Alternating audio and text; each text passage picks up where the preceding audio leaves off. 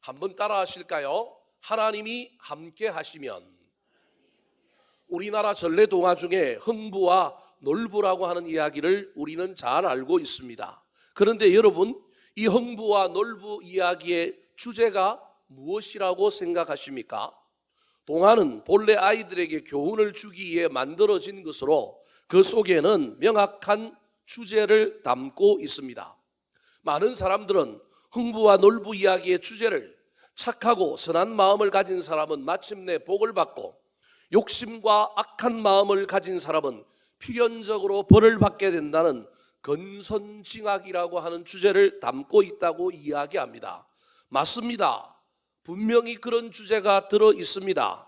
그러나 흥부와 놀부의 이야기를 성경에 비추어 볼 때 저는 이 이야기 속에 또 다른 주제, 즉 죽이는 사람과 살리는 사람에 대한 이야기가 들어있다고 말하고 싶습니다. 흥부와 놀부의 이야기를 통하여 착하게 살아라는 정도를 넘어서서 죽이는 사람이 되지 말고 착하게 산다고 하는 것은 살리는 사람이 되어야 한다는 것입니다. 어쩌면 오늘 본문에 나오는 사울과 다윗의 이야기는 흥부와 놀부의 이야기와 너무 닮은 측면이 많이 있습니다. 사울은 죽이는 사람이요, 다윗은 살리는 사람으로 오늘 본문에 그들의 특징이 등장합니다. 이스라엘의 초대 왕이었던 사울은 하나님이 그를 떠나게 되자 악신이 지배하게 되었고 그는 미워하고 죽이는 사람으로 변해갑니다. 다윗을 죽이려고 얼마나 애를 썼는지 모릅니다. 더 나아가서 아버지로 하지 말아야 될 일까지 하면서 다윗을 죽이려고 했습니다. 그 하지 말아야 할 일들이 무엇일까요? 자녀를 자기 복수, 정적 제거의 수단으로 삼았습니다. 딸을 좋은 사람에게 시집 보내고 딸이 행복하기를 빌어주어야 하는 것이 아버지인데 딸의 행복과 상관없이 자기가 다윗을 죽이려고 하는 목적에 누구를 사용했느냐 하면 딸을 사용했습니다. 자, 오늘 본문 뒤에 나오는 17절 말씀입니다. 같이 한번 읽어볼까요? 시작. 사울이 다윗에게 이르되 내 맏딸 메대를 내게 아내로 주니 오직 너는 나를 위하여 용기를 내어 여호와의 싸움으로 싸우라 하니 이는 그가 생각하기를 내 손을 그에게 대지 않고 블레셋 사람들의 손에 그에게 대게 하리라 함이라. 내 손을 그에게 대지 않고 한자로 하면 차도살인쥐계라고 할 수 있습니다. 남의 손을 빌려서 다른 사람을 죽이는 것. 그래서 나는 아무런 죄가 없다고 이야기하지만 사실은 누가 죽이는 것이냐 하면 자기가 죽이는 것입니다. 저 17절에 보니까 맏딸 메랍이라고 하는 이 딸을 다윗에게 아내로 주면서 다윗을 향하여 꼬드겨서 여호와의 싸움을 싸우는 것처럼 이야기하고 있지만 사실은 블레셋과 전쟁하다가 다윗을 죽게 만들려고 하는 사울의 불순한 의도가 저 안에 담겨 있습니다. 다윗은 큰딸 메랍을 그렇게 좋아하지 않았습니다. 그래서 사울의 이런 제안을 이런 지하에 거절해 버렸습니다. 손도 안 대고 코를 풀려고 했는데 이 사울의 계계가 그냥 허위로 돌아갔습니다. 그런데 얼마 있지 아니하여서 신하들에게 이상한 소리가 들려옵니다. 그 소리의 내용은 무엇이냐 하면 다윗이 큰딸 메랍 말고 둘째 딸 미갈에게 마음이 있다라고 하는 소식이 들려온 겁니다. 옳거니 이제 저놈이 내 딸 미갈에게 완전히 콩깍지가 씌었으니 뭐든지 요구하면 그 딸을 얻기 위하여 그냥 열정적으로 달려들겠구나. 그 생각으로 이번에는 다윗에게 둘째 딸 미갈을 주겠다고 이야기합니다. 그런데 그냥 준다고 이야기하지 않습니다. 25절 말씀 같이 읽어볼까요? 시작. 사울이 이르되 너희는 다윗에게 이같이 말하기를 왕이 아무것도 원하지 아니하고 다만 왕의 원수인 복분으로 블레셋 사람들의 포픽 빽빽이를 원하십니다. 이는 사울의 생각에 다윗을 블레셋 사람들의 손에 죽게 하리라 함이라. 자, 내 딸 미갈을 줄 테니 대신에 아무것도 원하지 아니한다라고 할 때 저 아무것도라고 하는 말이 히브리어로는 모하르라고 하는 단어인데 그때 저 모하르 아무것도가 뭐냐 하면 지창금을 의미합니다. 내가 너한테 지창금 안 받을게 그런 말입니다. 고대에 여자가 남편 집에 신랑 집에 시집을 가면 신랑은 처갓집에 상당한 금액에 뭘 줘야 되느냐 하면 지참금을 줘야 됩니다. 오늘날에도 한국의 사회에 남아있는 예단이라고 하는 것도 어떤 의미에서 보면 그런 의미가 숨어 있습니다. 고대는 노동력이 사람이었단 말이에요. 사람 하나 없어지면 그 집안에는 큰 일손이 하나 줄어든 거예요. 남자보다 여자들이 훨씬 일을 잘했단 말이에요. 그래서 딸이 시집을 가게 되면 그 집에는 노동력 하나가 없어지는 거예요. 그걸 보상해 주기 위하여 신랑이 처갓집에 엄청난 양의 지참금을 주어야 되는 풍습이 있는 거예요.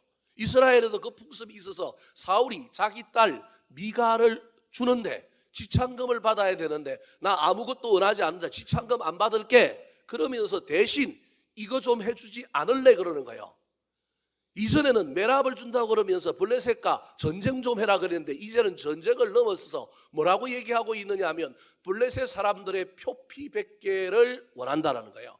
그래서 블레셋 사람들의 표피라고 하는 말은 성기를 배워오라는 거예요. 아유, 이상한 요상한 짓을 시키죠. 여러분, 전쟁에서 정리하게 되면 고대는 적장이라든지 때로는 적에 무엇을 배웠느냐 하면 목을 배웠습니다. 지금 생각하면 그것도 아주 가한 일이요, 아주 비극적인 일임에도 불구하고 그때 당시에 목을 베는 것은 그래도 전쟁의 상황에서는 용인되는 것이었습니다. 그런데 목을 베어오라고 하지 않고 사울이 미갈에게 눈이 돌아가가지고 환장해 있는 다윗을 죽음으로 내몰기 위하여 어떤 조건을 내세우느냐 하면 단순히 목을 베어오라는 것이 아니라 블레셋 군인 100명을 죽여가지고 그 100명의 성기 100개를 잘라오라는 겁니다. 여러분, 이건 비인도적인 것이요, 상대방에게 엄청난 모욕감을 주는 겁니다. 다윗이 가서 블레셋 군인 100명 죽이는 것도 어려운 일일 뿐만 아니라 그 100명을 향하여 사울이 시킨 대로 이 행동을 하게 되면 블레셋 사람들의 공분을 살 겁니다. 비인도적인 일을 행한 것에 대한 분노가 블레셋 사람들에게서 일어날 겁니다. 그래서 모든 사람들의 화살이 누구에게로 집중하느냐 하면 다윗에게로 집중할 겁니다. 100명과 싸워서 죽든지 아니면 100명과 싸우고 난 다음에 이기더라도 표피 100개를 배우는 바람에 그 이후로 다윗은 블레셋 사람들과 싸워서 죽게 될 가능성이 있는 겁니다. 다윗을 죽이려고 이 엄청난 조건을 내걸 뿐만 아니라 자기 딸의 행복이 아니라 자기의 목적을 이루기 위하여 딸의 인생을 희생하고 딸을 수단으로 쓰고 있는 겁니다. 얼마나 다윗을 죽이려고 했든지 다윗을 죽이고자 하는 그 적개심과 그 분노가 도끼 어린 사울의 모습이 이 사건에 잘 나타나고 있다고 할 수 있습니다. 이렇게 하나님을 떠난 사울은 인간의 기본적인 인격, 본성까지도 망가져가는 모습을 보입니다. 이에 반하여 다윗은 더 지혜롭게 행하고 사람들의 마음을 시원케 하고 가는 곳마다 사람들에게 인정받고 가는 곳마다 사람들을 행복해 하고 가는 곳마다 점점 잘 되는 일이 일어납니다. 누군가가 나를 미워하여 내가 도망을 다니거나 누군가가 나를 미워하여 내가 힘든 인생을 살다 보면 저와 여러분은 내 옆에 있는 사람을 지옥으로 만들 가능성이 많습니다. 내가 누군가한테 미움을 받고 내가 쫓겨다니고 내가 힘이 드니 내 힘든 것 때문에 내 옆에 있는 아내도 내 가정에 있는 자녀들도 나랑 관계 맺고 있는 사람들에게도 날카로워가지고 말이 거칠고 행동은 이상하고, 여러분, 미움을 받으면 인생이 꼬이게 되는 거예요. 그래서 미움을 받거나 어려운 일을 당하게 되면 그것을 극복하는 일이 쉬운 일이 아닌 거예요. 그런데 권력을 가지고 있고 힘을 가지고 있는 사울은 점점 망가져가고 무너져가고 피폐해져 가는데 미움을 받고 있는 다윗은 도리어 가는 곳마다 행복하게 만드는 거예요. 가는 곳마다 사람이 따르는 거예요. 가는 곳마다 사람들에게 인정을 받는 거예요. 어째서 이런 일이 일어났을까요? 오늘 본문에서 성경은 그 이유를 간단하게 밝히고 있습니다. 하나님이 다윗과 함께 하셨다. 자, 12절, 24절, 28절 말씀 같이 한번 읽어볼까요? 시작. 여호와께서 사울 떠나 다윗과 함께 계심으로 사울이 그를 두려워한지라. 다윗이 그의 모든 일을 지혜롭게 행하니 여호와께서 그와 함께 계시니라. 여호와께서 다윗과 함께 계심을 사울이 보고 알았고 사울의 딸 미갈도 그를 사랑하므로. 상투적이고 추상적인 표현인 것 같지만 미움을 받고 도망다니고 자기 인생이 가시밭길인 사람이 도리어 가는 곳마다 사람을 행복하게 하고 가는 곳마다 사람들에게 인정받는 이 놀라운 일의 핵심에는 누가 있느냐 하면 하나님이 그와 함께 하셨다라는 거예요. 여러분, 이게 무슨 말일까요? 구체적으로 이게 어떤 의미가 있을까요? 결론에서 이 이야기에 대하여 하나님이 함께 하셨다라고 하는 것이 어떤 의미가 있는지에 대해서 살펴보고 설교를 마칠 텐데, 오늘 설교는 그것에 이르기 전에 하나님께서 함께 하셔서 다윗에게 그 놀라운 일들이 일어났다고 한다면 우리도 그 놀라운 일들을 좀 더 구체적으로 살펴봄으로 말미암아 우리에게도 그런 일이 일어나기를 사모해야 하나님이 우리와 함께 하시지 않겠습니까? 하나님이 함께 하신다는 것이 어떤 의미인지 살펴보는 결론에서 하기로 하고, 먼저 하나님이 함께 하시면 그 함께 하시는 사람들에게는 어떤 일이 일어날까요? 좋은 일이면 우리에게도 그 일이 일어났으면 좋지 않겠습니까? 자, 하나님이 떠나버린 사울과 하나님이 함께 하셨던 다윗에게, 특별히 함께한 다윗에게 어떤 놀라운 변화, 어떤 일이 일어났을까요? 첫 번째입니다. 따라하시겠습니다. 생명을 나누는 친구가 생깁니다. 자, 1절 말씀 같이 한번 읽어볼까요? 시작. 에게 말하기를 마침에 요나단의 마음이 다윗의 마음과 하나가 되어 요나단이 그를 자기 생명같이 사랑하니라. 자, 요나단은 사울 왕의 아들입니다. 사울 왕의 뒤를 이어 뭐가 될 사람이냐면 왕이 될 사람입니다. 그런데 다윗은 사무엘 선지자가 기름을 부어서 다음 왕이라고 이미 세상에 소문이 났습니다. 어떤 면에서 보면 둘은 경쟁 관계입니다. 이제 경쟁 관계인데 신기하게도 요나단과 다윗의 마음이 어떻게 됐다고요? 하나가 되었는데 요나단이 다윗을 더 사랑하는 것 같아요. 자기 생명같이 뭐 아니라 사랑하니라. 아니, 서로 경쟁해야 되는데 대끈을 놓고 서로 경쟁해야 되는데 경쟁이 아니라 사랑하는 사이로 놀라운 두 사람의 관계가 만들어진 거예요. 우리는 요나단과 다윗의 나이가 얼마 차이가 나지 않는다라고 생각합니다. 요나단이 다윗보다는 더 많을 것 같은데 그래도 뭐 서너 살 많거나 아니면 대여섯 살 많겠지라고 생각합니다.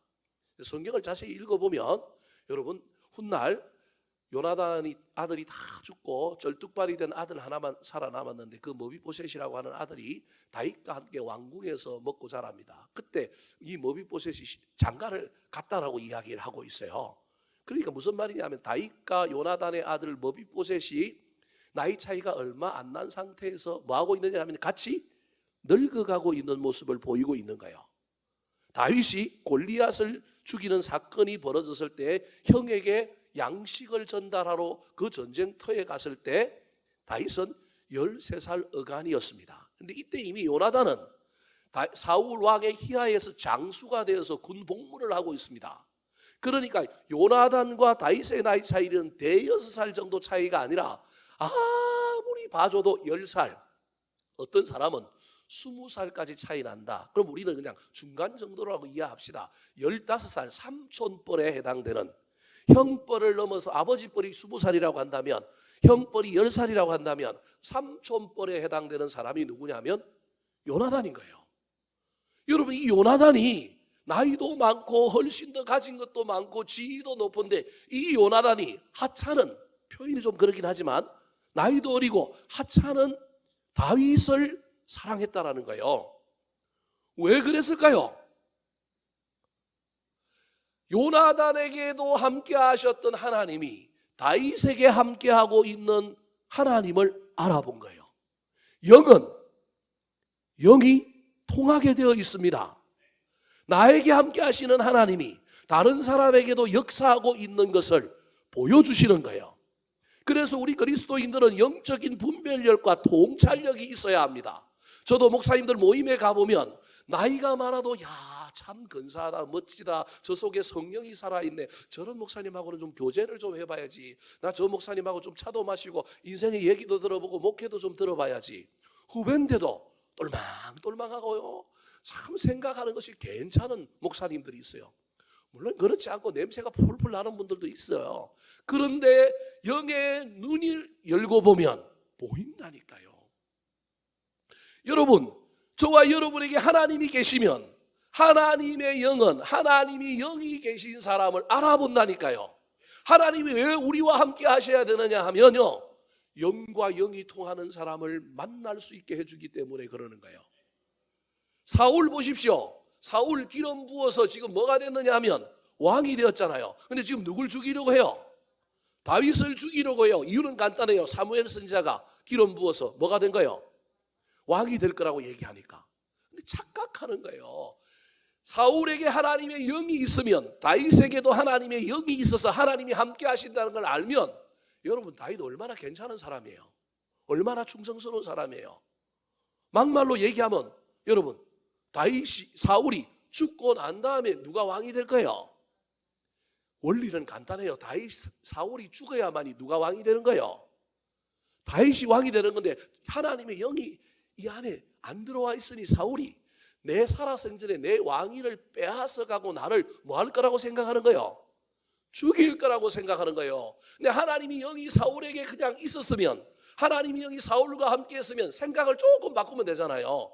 저런 충성되는 저 하나님의 영이 살아있는 저 다윗을 내가 가까이 신하로 데리고, 처음에는 신하로 데리고 있었단 말이에요. 신하로 데리고 있다가 소위 말하는 뽕을 다 뽑아먹고 그 충성을 다 받아서 나라를 잘 만들고 난 다음에 자기 인생 끝나고 죽고 나면 누가 왕이 되면 돼요? 다윗이 왕이 되면 되잖아요. 이미 요나단은 왕 될 마음이 있어요, 없어요? 요나단은 왕할 마음이 없다니까요. 그러면 다윗을 알아보고 충성된 놈이라고, 저기 하나님이 함께하는 사람이라고 그를 활용하고 그를 이용하고 그를 친구 삼고 나이를 초월하여 그랬으면 되는데, 어차피 인생은 여러분 사울 죽고 나면 누가 왕이 될 거예요? 정해져 있잖아요. 정해져 있는데 그 정해져 있는 인생 가운데 다윗을 이용하고 활용하고 다윗을 충직한 자기 신하로 모시면 되는데, 영이 그걸 알아보느냐 못 알아보느냐의 차이 때문에 이 문제가 생긴 거예요. 사울은 영이 희미해요. 사울은 하나님이 영이 그 속에 충만하지 않으니까 다윗을 못 알아보는 거예요. 사랑하는 성도 여러분, 하나님이 저와 여러분에게 함께 하시고 성령이 충만하여 인생길 살아가는 동안에 정말로 하나님이 영에 살아있는 사람, 하나님이 우리 곁에 붙여주기를 원하는 사람들을 알아보고 찰싹 붙으시기 바랍니다. 이 영이 흐려지니까 돈 많은 사람, 이상한 사람한테 혹 해가지고 인생이 망가지지 않습니까? 그래서 정말로 하나님이 영이 함께 하시는 사람을 알아보는 눈이 있는 것이 얼마나 중요한지 모릅니다. 요나단은 나이를 초월하여 이걸 알아본 겁니다. 다윗 저 괜찮네. 어떻게 알아본 건지 하면 요나단에게도 하나님의 영이 충만하고 다윗에게도 하나님의 영이 충만하여 하나님이 그 위에 계시고 하나님이 그와 함께 하시니 영과 영은 통하여 요나단은 다윗을 알아보고 다윗과 친구하자, 나이를 초월하여 내가 너 더 사랑한다. 3절 4절 말씀 같이 읽어볼까요? 시작.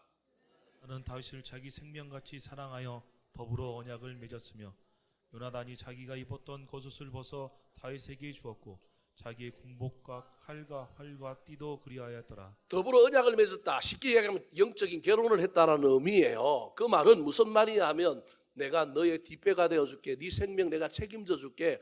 혹시 너의 가족 내가 책임져야 되면 책임져 줄게. 이게 언약이에요. 그런데 언약식에는 서로가 서로에게 반지를 끼워주든지 뭘 예물을 교환해야 될 거 아니에요. 근데 사랑은 누가 더 사랑한다고요? 요나단이 더 사랑하는 거예요. 그래서 다윗은 아무것도 안 갖고 왔어요. 요나단은 옷도 벗어주고요, 군복도 주고 칼도 주고 활도 주는 거예요. 훗날 사울이 악신에 완전히 지배를 받고 이제 다윗을 죽이려고 한 거예요. 그동안에는 잠깐 악신이 들어옴으로 말미암아 다윗을 죽이려 하지만 완전히 다윗을 죽이려고 저 사냥터에 나가서 사냥감을 향하여 화살을 쏘고 난 다음에 잃어버린 화살 주워오라고 그래요. 그러면 그 사냥감이 있는 대로 다윗이 들어가면 또 사울이 화살을 쏘서 이제는 사냥감이 아니라 누굴 사냥감 삼아 죽이려고 했느냐 하면 다윗을 쏘아 죽이려고 한 거예요. 근데 이걸 누가 알아요? 요나단이 아는 거예요.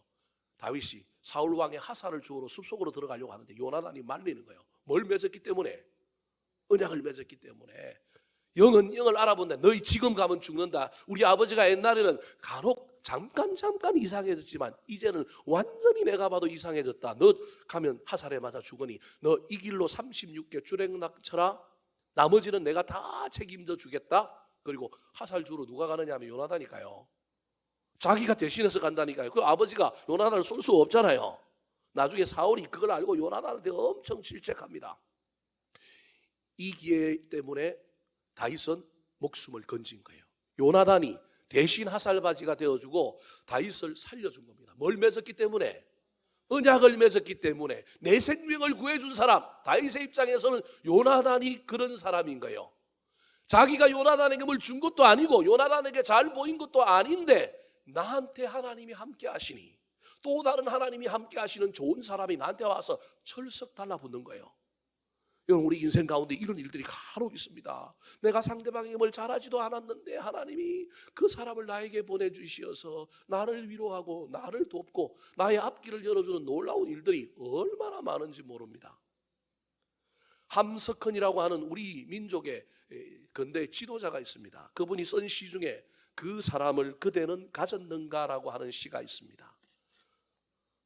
말리길 나서는 날 처자를 내맡기며 맘 놓고 갈 만한 사람, 온 세상이 다 너를 버려 마음이 외로울 때도 너뿐이야 하고 믿어주는 그 사람을 그대는 가졌는가?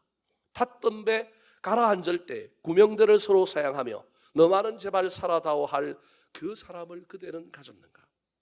잊지 못할 이 세상을 놓고 떠나려 할 때 너 하나 있으니 하며 빙거레 웃고 눈을 감을 그 사람을 그대는 가졌는가? 온 세상이 예보다는 아니오라고 가만히 머리를 흔들 때 진실로 충원해 주는 그 한 사람을 그대는 가졌는가? 함석헌 선생이 이 시를 지은 배경은 독립운동하는 사람들이 처자식을 서울에 한양에 남아있는 사람들에게 맡기며 압록강을 건너가는 거예요. 친구끼리기 때문에 의리가 있어갖고 독립투쟁하러 가는, 독립군으로 군자가 모아갖고 가는 압록강, 두만강을 건너가는 사람이 자기 자식과 자기 가족을 돌볼 수는 없지만 나 대신, 나를 대신하여 우리 자식을 돌봐주고 우리 가정을 챙겨줄 친구가 있다라는 거예요. 나는 그 친구 믿고 지금 만주로 간다라는 거예요. 어쩌면 이 시의 주인공인 함석헌은 남아서 그런 일을 하는 사람이고, 함석헌의 친구들은 전부 누굴 믿고 떠나느냐 하면 함석헌을 믿고 전부 만주로 떠나고 있는 장면일 수도 있는 거예요. 여러분, 인생이 무엇이 인생입니까? 살아 숨쉬고 밥 먹고 그냥 소유하고 누리다가 가면 인생입니까? 사랑하는 성도 여러분, 지금 저와 여러분 곁에 누가 있는지 살펴보시기 바랍니다. 당연히 소중한 가족들과 사랑하는 사람들이 내 곁에 있어야 합니다. 그런데 내 곁에 있는 사람이 왼수면 골치 아픕니다. 당연히 우리 곁에 누군가가 있어야 합니다. 인생은 돈으로 증명하는 게 아니고, 직업으로 증명하는 게 아니고, 뭘 가졌냐로 증명하는 것이 아니라 훗날 내가 죽을 때 나를 위하여 울어주는 사람이 있는가? 훗날 내가 죽을 때 내 장례식장에 찾아와서 나를 추억하며 나와의 그 한때를 보냈던 것들을 대하여 추억하며 안타까워하는 사람이 있는가? 여러분, 그것이 우리 인생을 증명할 겁니다. 지금 현재 어떤 직업을 가지고 있는가, 무엇을 하고 있느냐가 중요하지 않습니다. 돈 때문에, 나의 권력 때문에 지금 파리떼 꼬이듯이 내 주변에 수많은 사람들이 있을 것입니다. 그런데 그 돈이, 그 권력이, 그 힘이 사라지고 나면, 온데간데 없이 사라져 버렸다면 여러분, 저와 여러분은 헛된 삶을 산 것입니다. 나이가 들어도 끈이 떨어졌는데도 누군가가 나를 찾아오고 나를 만나주고 나를 챙기면서 밥을 먹느냐? 여러분, 이게 인생입니다. 세상은 자꾸 속입니다. 남의 거 빼앗아라도 돈 많이 벌고 출세하고 성공하고 힘 많이 가지고 큰 집 살고 큰 차 끌고 다녀라. 그러면 사람들이 너 따를 거라는 거예요. 아닙니다, 여러분. 일시적으로는 따르지만 저와 여러분의 인생 가운데 진정으로 서로 의지하고 나를 챙겨주고 나도 그를 챙기는 소중한 사람이 내 곁에 있는가? 이것이 우리 인생입니다. 자식도 부모 돈 있으니까 곁에 맴돌지만 부모 돈 떨어지고 유산 다 물려주고 나면 안 오면 자식도 헛겁니다. 내 옆에 누가 있는지 살펴보시기 바랍니다. 당연히 소중한 가족이 있어야 하지만 많은 사람이 있을 필요도 없습니다. 그럼에도 불구하고 저와 여러분 옆에 누군가가 있는 사람이 근사한 삶을 사는 사람이요, 그 인생이 의미 있는 인생입니다. 특별히 저와 여러분은 신앙 가운데서 하나님이 우리와 함께함으로 말미암아 그 영이 살아있음을 보고 또 다른 영이 살아있는 사람들이 더불어 연합하고 소통하고 나누고 서로가 서로를 이해해주고 위로하고 힘을 보태고 이끌어주는 놀라운 일들이 일어나야 하지 않겠습니까? 사람은 필연적으로 이기적으로 움직입니다. 이익이 돼야만이, 나한테 유익이 있어야만이 움직입니다. 그런데 하나님이 함께하는 사람은 내 유익이 아니라 상대방의 유익을 위하여 움직입니다. 요나단은 하나님이 함께하는 사람이었습니다. 지금 다윗은 사무엘이 기름을 부었지만 아직 성령이 충만한 사람이 아니니까 훨씬 더 성령에 충만한 사람이 누구냐면 요나단입니다. 그래서 요나단은 누굴 보호하는가요? 자기 아버지를 보호해야 되는데, 자기 아버지 정적을 제거해야 되는데 도리어 누굴 보호해 주는가요? 다윗을 보호해 주는 거예요. 요나단이 훨씬 신앙적으로 그 당시 그 시절에는 깨어있는 사람이요, 하나님의 임재가 있는 사람이요, 하나님께 가까이 간 사람이라고 하는 것을 알 수 있는 거예요. 사랑하는 성도 여러분, 올해 남은 날들에 내가 하나님과 함께하고 하나님이 나와 함께함으로 말미암아 누군가가 나의 진면목을 알아보고 내가 연약해도 누군가가 또 내 속에 있는 하나님의 임재를 보고 나에게 찾아와서 마음을 나누고 삶을 나누고 힘을 보태고 위로하는, 그래서 생명을 나누고 나를 옳은 대로 인도하고 서로가 사슴처럼 목을 부대끼며 살아가는 영적인 친구, 세상에 좋은 친구들이 많아지는 저와 여러분 되기를 예수님의 이름으로 축원합니다. 두 번째, 하나님이 함께 하시면 어떤 일이 일어날까요? 하나님이 함께 하셨던 다윗에게 어떤 변화가 일어났을까요? 따라 하시겠습니다. 사람들에게 인정을 받게 됩니다. 하나님이 함께하는 사람은요, 친구가 생겨요. 특별히 나를 이해해주는 친구가 생긴다니까요. 왜냐하면 나에게 하나님이 함께하기 때문에 또 다른 하나님이 함께하는 사람은, 그 사람은 나는 아직 어려서 하나님이 함께함에도 불구하고 나는 이기적으로 살아가지만 진짜 하나님이 함께하는 사람은 하나님이 함께하는 사람을 돕기 위하여, 돌보기 위하여, 그의 유익을 위하여 나한테 몰려온다니까요. 두 번째로는 하나님이 함께하는 사람은 필연적으로 사람들에게 뭘 받게 되느냐 하면 인정을 받게 됩니다. 5절 말씀 같이 한번 읽어볼까요? 시작. 다윗은 사울이 보내는 곳마다 가서 지혜롭게 행하매 사울이 그의 군대의 장으로 삼았더니 온 백성이 합당히 여겼고 사울의 신하들도 합당히 여겼더라. 합당히 여겼다라고 하는 말이 인정받았다라고 하는 말입니다. 온 백성이 다윗을 인정하기 시작한 겁니다. 심지어 사울의 신하들인데도 불구하고 다윗을 인정한 겁니다. 그 인정이 민간으로 급속히 퍼지게 되니까 노래 하나가 불려졌습니다. 노래는 힘이 있거든요. 무슨 노래가 불려졌습니까? 사울이 죽인 자는 천천히요, 다윗이 죽인 자는 만만이다. 오늘 보면 16절에 보면 그래서 북이스라엘 사람뿐만 아니라 남유다 쪽에 있는 유다와 베냐민 지파 사람들까지도 다윗을 인정했다고 이야기합니다. 같이 한번 읽어볼까요? 시작. 온 이스라엘과 유다는 다윗을 사양했으니 그가 자기를 앞에 출입하기 때문이었더라. 다윗을 사랑했다. 이스라엘과 유다, 온 이스라엘과 유다가 다윗을 사랑했다, 다윗을 인정했다라는 거예요. 28절에 보면 심지어 원수의 딸인 미갈조차도 사랑하고요, 30절에 보면 블레셋 적국도 누굴 인정하느냐 하면 다윗을 인정하는 거예요. 그렇다면 왜 다윗은 사람들에게 인정을 받았고 왕이었고 키도 훨씬 더 큰 사울은 점점 폐허가 되어가고 황폐해져 가고 사람들에게 인정을 못 받았을까요? 다윗이 인정받았다고 하는데 그 인정받은 이유는 무엇일까요? 첫 번째가 지혜입니다. 지혜 때문에 사람들에게 인정을 받은 겁니다. 5절 말씀을 다시 한번 읽어볼까요? 시작. 다윗은 사울이 보내는 곳마다 가서 지혜롭게 행하매 사울이 그의 군대를 장으로 삼았더니 온 백성이 합당히 여겼고 사울의 신하들도 합당히 여겼더라. 하나님이 함께하는 사람은 인정을 받는데 하나님이 함께하는 사람과 인정받는 사이에 뭐가 있느냐면 지혜가 있다는 거예요. 그럼 이게 무슨 얘기일까요? 하나님이 함께하는 사람은 하나님과 친밀하게 교제를 하는 사람입니다. 하나님과 친밀한 교제의 가장 중요한 것은 기도입니다. 누가복음 1장 5절에 보면 누구든지 지혜가 부족하거든 후히 주시고 꾸짖지 아니하시는 하나님께 아버지께 구하라 그리하면 준다라는 거예요. 다윗은 가는 곳마다 하나님이 함께함으로 말미암아 그분을 인격적으로 만나고 인생의 갈림길마다 선택의 순간마다 고난의 순간마다 어떤 일을 해야 할 때마다 그는 하나님께 보고하고 하나님께 물었더니 하나님이 그에게 뭘 주셨다고요? 지혜를 주셨다라는 거예요. 내 능력도 있지만 내 능력 의지하지 말고 인생이 공고할 때마다 문제가 생길 때마다 우리는 하나님이 우리와 함께 한다면 그걸 믿는다면 우리는 하나님과 의논하고 하나님께 묻고 하나님의 음성을 듣고 하나님의 제가를 받아서 행동해야 되지 않겠습니까? 그때 하나님의 지혜가 나타날 거라니까요. 그 지혜 때문에 사람들이 인정하는 거예요. 14절 15절 말씀 시작. 그의 모든 지혜롭게 행하니라. 여호와께서 그와 함께 계시니라. 사울은 다윗을 크게 지혜롭게 행함으로 보고 그를 두려워하였으나 왕인 사울이 봐도 다윗이 너무 지혜가 있는 거예요. 기가 막힌 거예요. 30절입니다. 시작.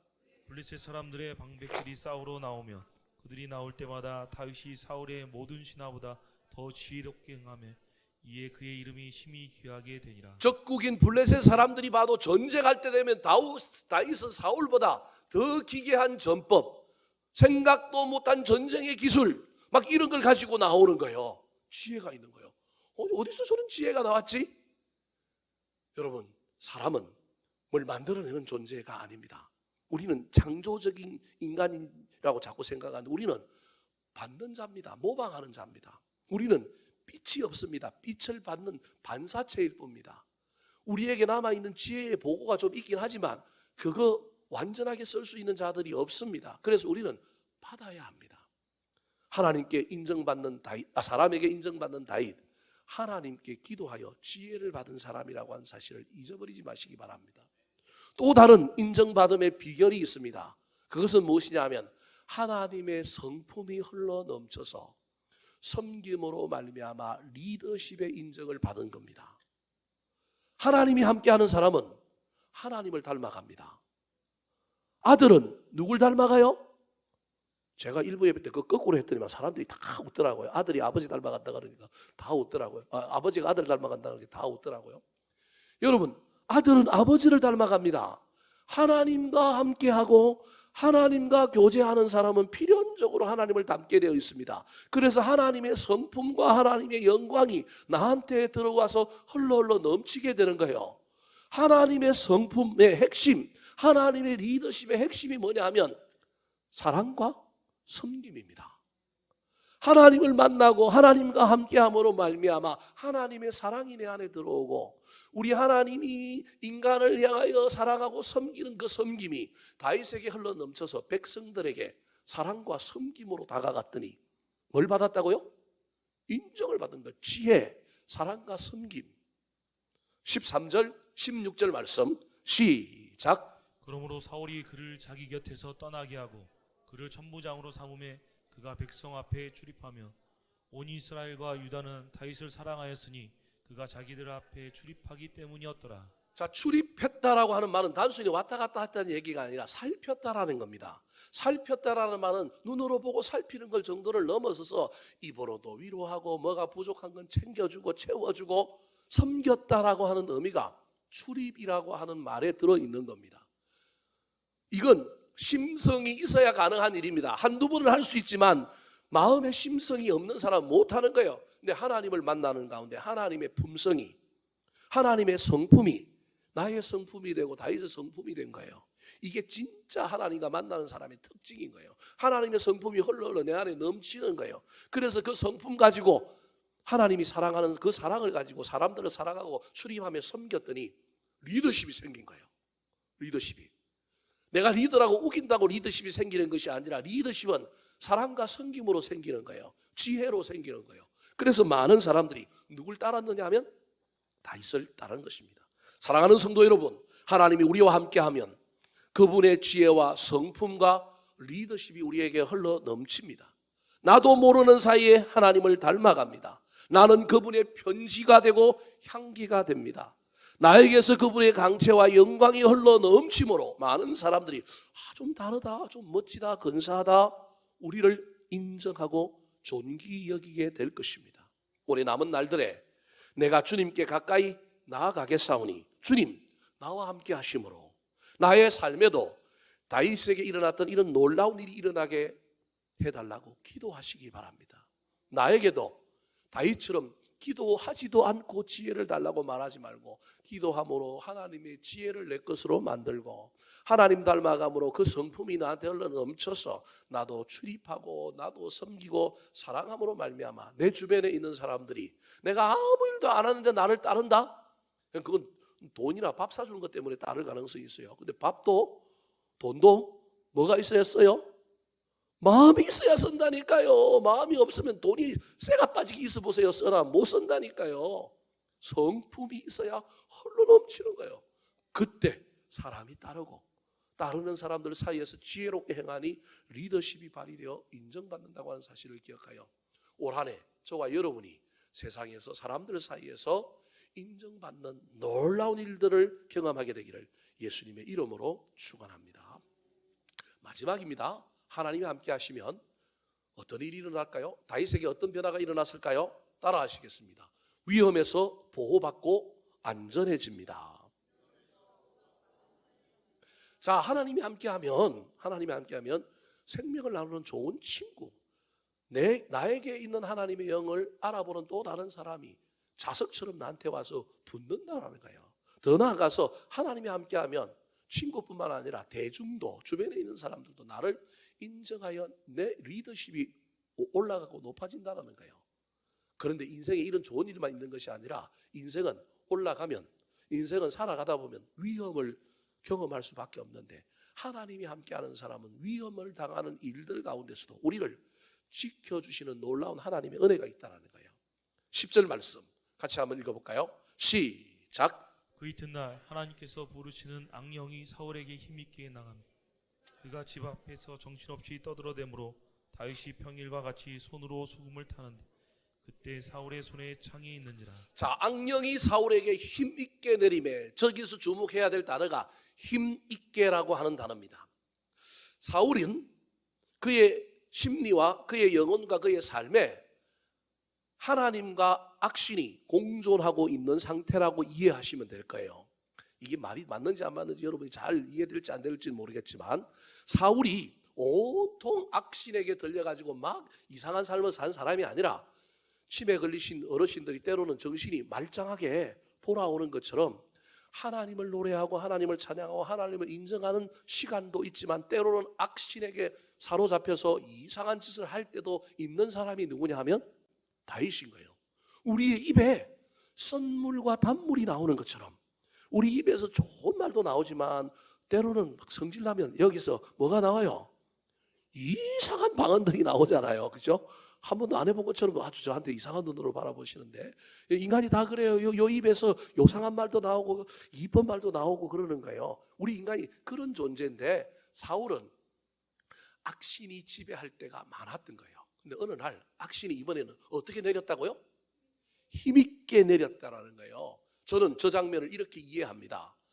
우리 인간들 뒤에 악한 마귀가 괴계를 꾸미고 자기는 드러나지 않고 사람들을 통하여 자기가 원하는 일을 악한 마귀는 자꾸 꾸미는데 저 장면에서 갑자기 악령이 사울에게 힘있게 내린 이유는 악령 입장에서는 세계를 지배해야 되면 누가 안 태어나야 되느냐 하면 예수 그리스도가 안 태어나야 되는데 예수 그리스도가 안 태어나려면 중간에 누굴 죽여버리면 돼요? 다윗을 죽여버리면 되는 거예요. 옳지 이때다 싶어서 자기의 존재는 드러내지 않고 사울을 무기 삼아 뒤에서 조정하여 이번에는 단순히 악신에게 사로잡힌 정도가 아니라 사로잡히고 하다가 완전히 사로잡히게 되어 힘을 줘도 그 힘을 받을 만한 때가 되었을 때 사울이 완전히 어두워졌을 때 이 사울을 통하여 누굴 죽이려고 하느냐 하면 다윗을 죽여서 하나님의 놀라운 그 메시아의 구원 사역을 끊어버리려고 하는 때가 바로 저 때인 거예요. 여러분, 이때도 저 10절에 보면 사울과 다윗의 명확한 모습이 대비가 됩니다. 사울은 창을 들고 다윗을 뭐 하려고 그래요? 죽이려고 그래요. 그런데 다윗은 뭘 들었어요? 수금을 들었어요. 오늘날 치면 음악 치료를 하고 있는 거예요. 귀신든 사울에게서 귀신을 쫓아내고 사울을 살리려고, 한 사람은 창을 들고 죽이려고 하는데 한 사람은 악기를 들고 음악 치료하여 뭐 하려고 하는 거예요? 살리려고 하는 거예요. 그러면 여기서 저와 여러분이 생각을 해봐야 돼요. 영적인 전쟁인데 대충 악기를 연주하면 떠날까요? 안 떠날까요? 뭐 악신이 도리어 나를 집어삼킬 수도 있어요. 그러면 다윗의 입장에서는 어떻게 해야 되느냐 하면요, 악기를 들고 온 정신과 온 마음을 이 음악에 다 쏟아 부어야 돼요. 음악에 내공을 실어야 돼요. 전심으로 마음을 모아서 눈을 감든지 뭐 뜨든지 그건 상관없지만 여하튼 이 연주하는 일에 최선을 다해야 될 거예요. 왜냐하면 영적인 전쟁이니까. 어쩌면 다윗의 머리에 땀이 뻘뻘 날 정도로 최선을 다하여 이 사울에게서 이 악신을 쫓아내려고 악기를 연주하고 있었을 거예요. 그 말은 다윗이 사울의 한 행동을 보기가 쉽지 않았을 거라는 거예요. 이때 사울이 창을 들고 있다가 다윗을 조준하여 던집니다. 자, 11절 12절 말씀 시작. 그가 스스로 이르기를 내가 다윗의 벽에 박으라고 하고 사울이 그 창을 던졌나 다윗이 그의 앞에서 2번 피하였더라. 여호와께서 사울을 떠나 다윗과 함께 계심으로 사울이 그를 두려워한지라. 사람마다 자기가 쓰는 무기가 있어요. 사울은 뭘 쓰는 사람이라는 거예요? 창을 쓰는 사람이에요. 간우처럼 창을 쓰는 사람이에요. 그래서 악신이 드니까 누군가가 자기를 죽일 것 같다는 두려움 속에 들어있으니까 자기 왕궁의 보좌 앞에 앉아 있어도 뭘 가지고 있는 거예요? 창을 탁 두고 있는 거예요. 의심과 두려움에 쌓인 사람의 특징인 거예요. 그런데 다윗이 자기를 살리려고 음악을 연주하는데 악신에 사로잡힌 이 사울이 창을 던져서 다윗을 죽이려고 했어요. 몇 번 던졌을까요? 성경에는 몇 번 던졌다는 말이 없어요. 근데 다윗이 몇 번 피했다고요? 그럼 최소한 몇 번 던졌다는 거예요? 예를 들면 창을 들고 다윗이 음악을 연주하는 순간에 그냥 창을 탁 던졌는데 다윗이 피했어요. 다시 사울이 재빨리 그 창을 향하여 달려가서 그 창을 들고 피한 다윗을 향하여 또 뭐 한 거예요? 재차 던졌다라는 거예요. 첫 번째 공격은 피했다 할지라도 두 번째 공격은 설마 또 할까라고 생각하는 와중에 창을 맞을 수 있는 거예요. 사울이 훨씬 더 힘이 세고 사울이 훨씬 더 용맹하단 말이에요. 그런데다가 아까 악신이 어떻게 내렸다고요? 힘있게 내렸잖아요. 힘있게 내린 악신의 공격을 그것도 한 번도 아니요 두 번이나 피했다. 이게 인간 다윗의 재능 때문에 피한 것일까요? 하나님의 은혜 때문에 피한 것일까요? 각자 여러분의 믿음에 따라 생각하십시오. 저는 하나님의 은혜 때문에 피했다고 생각하는 거예요. 좀 더 여러분에게 그럴싸하게 이야기한다면 만화 영화에 보면 뭐가 있느냐 하면 보호막이라는 게 있어요. 여러분 이해되는지 안 되는지는 잘 모르겠지만 저는 이걸 믿어요. 보호막이라는 게 있어요. 창을 던졌는데 창이 보호막에 맞고 어떻게 됐다고요? 튕겨나갔다. 만화 영화 안 봐요? 보면 화살 같은 거 쐈는데 보호막이 튕겨나가 버리잖아요. 하나님이 우리의 보호막이에요. 믿든지 말든지 저는 그걸 믿는다니까요. 여러분, 우리 인생 가운데 교통사고를 당하고 수많은 위험을 당하더라도 하나님이 우리를 생명싸개처럼 쌓아주심으로, 싸고 보듬어 주심으로, 하나님이 우리에게 우리가 알 수 없는 그 어떠한 것으로 우리를 보호해 주심으로 악한 마귀의 그 계계가 무산되고 우리가 생명을 구원받는 놀라운 일이 있었는데, 내 인간의 능력으로는 안 될 일들이 일어났던 그 이면에는 누가 역사하셨다고요? 하나님 역사했던 거예요. 그걸 어떻게 알 수 있는 12절을 보십시오. 여호와께서 사울을 떠나 다윗과 함께 계심으로 사울이 그를 뭐한지라? 여러분 저 장면에서 보십시오. 12절에 우리 하나님이 깜짝 놀랐던 것 같아요. 사울에게 그동안 하나님도 함께 계셨고 때로는 악신에게 들려서 악신이 주도할 때도 있었지만 여전히 사울에게 누가 있었느냐 하면 그래도 하나님의 임재가 있었던 적이 있었단 말이에요. 그런데 이 사울이 하나님의 사람 다윗을 죽이려고 할 때 우리 하나님 깜짝 놀라버린 거예요. 이거 이러다가 안 되겠다. 그래서 드디어 힘을 합치기 위하여, 오해하지 말고 들으십시오. 힘이 나눠져 있다. 하나님이 그러는 건 아니지만 여러분에게 생생하게 이해를 돕게 하여 사울에게 있었던 하나님이 이제 다윗에게 있는 하나님에게로 합쳐져서 다윗을 더 보호하려고 이제 완전히 누굴 포기해버렸다? 사울을 포기해버렸다. 우리 하나님이 얼마나 놀랐으면 사울을 떠나 누구와 함께 하심으로? 다윗과 함께 하심으로 다윗의 인생에 완전한 보호막이 되었다는 것입니다. 사랑하는 성도 여러분, 2023년 남은 날 동안에 우리 인생 가운데 우리는 우리 계획대로 우리 남은 대로 우리 인생을 안전하게 그냥 살아갈 수만 있다면, 인생이 내 마음대로만 될 수 있다면 얼마나 좋겠습니까? 우환과 한란은 소리도 없이 찾아오고 수많은 질병과 수많은 어려움은 언제 어디서 우리를 공격할지 모르는데 그때마다 우리가 다 미리 예방하고 대처만 할 수 있다면 얼마나 좋겠습니까? 근데 인생이 그렇게 내 마음대로 컨트롤되지 않는단 말이에요. 그때 저와 여러분이 유일하게 의지할 수 있는 건 하나님이 나와 함께 해주시기를 구해야 하지 않겠습니까? 고난이 오고 환난이 찾아오도 창이 날아오고 화살이 날아와도 피할 길을 열어주시고 악한 계계와 올무가 우리 앞에 놓여있다 할지라도 위기를 기회로 만들어주시는 그 하나님의 함께 하심이 저와 여러분에게 있어야 하지 않겠습니까? 그런데 이 함께 하심을, 이 위대한 능력을 다윗을 통하여 우리가 오늘 살펴보았는데 이걸 어떻게 입을까요? 신앙은, 은혜는 두 가지 방향이 있습니다. 하나는 위로부터 아래로 내려오는 은혜와 신앙입니다. 하나님은 아주 자비로우신 분이고 인자하신 분이라서 우리의 그 어떠함에도 불구하고 내가 지금 개판을 치고 내가 교회도 안 나오고 신앙생활을 이상하게 해도 하나님은 나에게 뭘 주실 수 있다고요? 은혜를 주실 수 있습니다. 내가 막 이뻐 보이고 내가 잘났고 내가 열심히 해야만이 은혜를 주시는 분은 아닙니다. 우리 하나님은 그런 분이 아니에요. 우리는 자꾸 유교적인 관점에서, 공의의 관점에서 자꾸 하나님을 이상하게 얘기하는 거예요.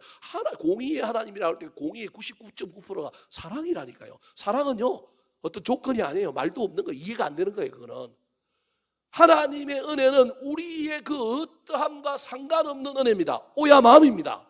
그래서 우리 주님이 우리에게 그냥 주권적으로 주는 선물입니다. 이게 위로부터 아래로 내려오는 은혜요, 위로부터 아래의 신앙입니다. 여기에 저와 여러분의 소망이 있습니다. 우리가 좀 모자라도, 좀 문제가 있어도 하나님은 우리의 그 어떠함과 상관없이 하나님 우리에게 뭘 주시는 분이라고요? 은혜를 주시는 분입니다. 그래서 여러분 뻔뻔하게 하나님 앞에 이 은혜를 달라고 기도하셔야 됩니다. 왜냐하면 이건 하나님 어떤 조건을 가지고 주는 것이 아니라 우리 하나님의 한없는 은혜이기 때문에 그렇습니다. 그래서 우리가 뭘 어떻게 해야 되는 것이 아니라 하나님의 함께 하심은 절대 주권이 누구한테 있어요? 하나님께 있다니까요. 다윗이 이뻐서 다윗을 처음부터 하나님이 기름 붓고 다윗을 왕으로 세우겠어요? 제가 얘기했잖아요. 요나단과 다윗 둘이 만났을 때는 누가 훨씬 더 성령 충만한 사람이라고요? 요나단이 훨씬 더 충만한 사람이에요. 왕이 되려면 누굴 시켜야 돼요? 인간적인 관점으로 보면 요나단이 시켜야 된다니까요. 근데 우리 하나님의 생각은 그게 아니시라니까요. 우리 하나님은 그거와 상관이 없어요. 절대 주권을 가지고 있는 한없는 이해가 안 되는 하나님의 사랑은 위로부터 아래로 내려오는 사랑이에요. 이 사랑은 우리가 마음대로 할 수 없어요. 내가 이쁘고 잘나서 받을 수 있는 것이 아니기 때문에 우리가 좀 못나고 내가 지금 개판을 치고 있고 내가 좀 이상한 딜레마에 빠져 있어도 담대하게 하나님 앞에, 하나님 부족하지만 나한테 그 은혜를 달라고 기도하면 돼요. 그런데 위로부터 아래로의 은혜만 있는 것이 아니라 위로부터 아래로의 신앙이 있는 것만이 아니라 아래로부터 위로의 은혜와 신앙이 있는 거예요. 안 오시지만, 주시지 않지만 내가 어떻게 하면 뭐 하실 수도 있다고요? 꼭 다 주는 건 아닙니다. 준다고 또 우기면 안 돼요. 왜 나 이렇게 안 주냐고 우기면 안 돼요. 안 주실 수도 있어요. 나보다 적게 했는데도 어떤 사람에게는 줄 수 있어요. 그럼에도 불구하고 저와 여러분이 하나님의 그 신실함을 의지하여 이 남은 기간 동안에 우리가 하나님께 나아가면 하나님이 우리와 함께 하실 수도 있지 않겠습니까?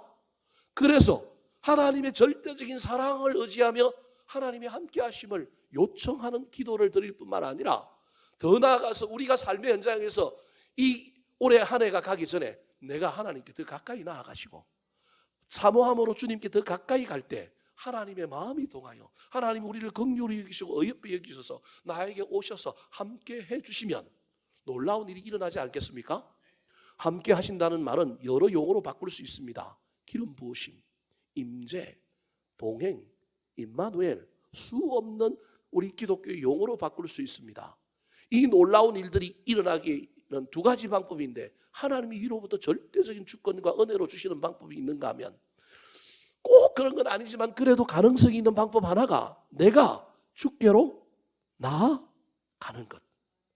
이 은혜를 잊게 하여 올 한 해 남은 기간 동안에 저와 여러분이 열심히 주께 나아갈 뿐만 아니라 주님, 나의 그 어떠함과 상관없이 나에게 은혜를 베풀어 주셔서 함께하여 주셔서 다윗에게 일어났던 그 놀라운 변화가 내 인생에도 펼쳐지게 해달라고 기도하는 저와 여러분 되기를 예수님의 이름으로 축원합니다.